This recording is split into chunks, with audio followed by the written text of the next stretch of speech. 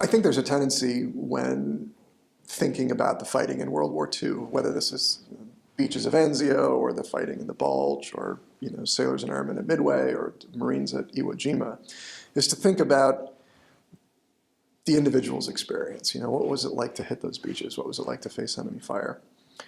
And that's a really valuable perspective, and certainly the one that is, I think, most obvious when you're visiting the ABMC cemeteries, which are the final resting places of the soldiers who lost their lives. But there's a whole different level to think about the fighting in World War II, and that's the planning level. What has to happen at the highest levels of the military in order to get these soldiers into combat and to get them there with the things that they need to be effective?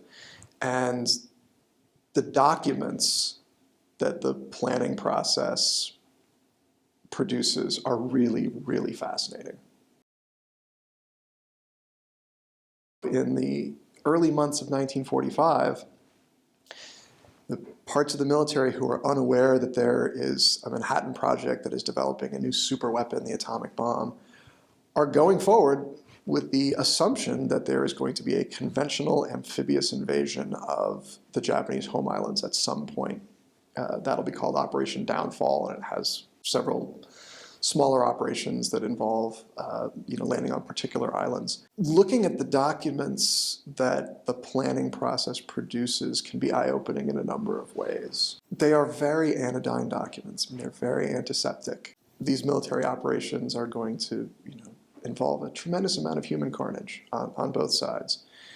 And anybody who's studied the soldier's perspective is very in touch with exactly what the fighting involves, in an individual aircraft or an individual rifle company. And none of that is in the planning documents.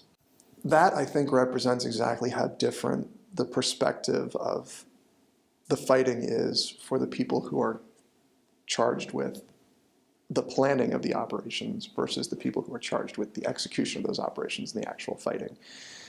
For the planners, they need to talk in terms of the resources that are going to be necessary to achieve given objectives.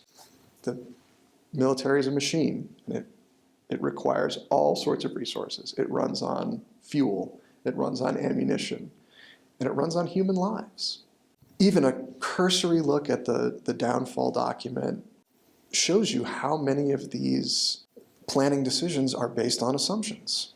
They have to make educated guesses about what they're going to encounter and how difficult the fighting is going to be. There is a list, an enumerated list of the assumptions that they have made that they're taking into account. And it's fascinating because they're educated guesses.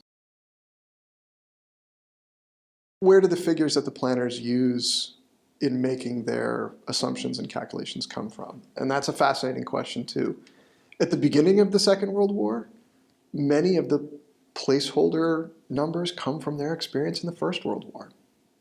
That's what they have. By late 1944, early 1945 in the Pacific, they have got better data because they have got the experience of the previous 2.5 years of fighting in the Pacific.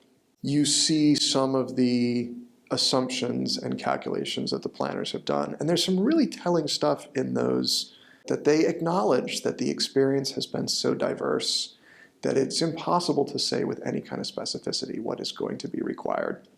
The minutes lay out the cost of fighting from Leyte to Iwo Jima to Okinawa and show the American losses, the Japanese losses, and then the ratio of Japanese killed to American killed.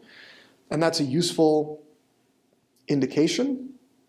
It's useful for making educated guesses, but there is no way to know how fanatically the Japanese will defend their home islands.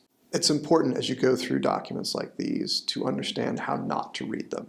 The planning documents, by the planner's own admission, do not represent what would have happened. They are not describing an alternate timeline in which the conventional amphibious invasion of the Japanese home islands had to occur.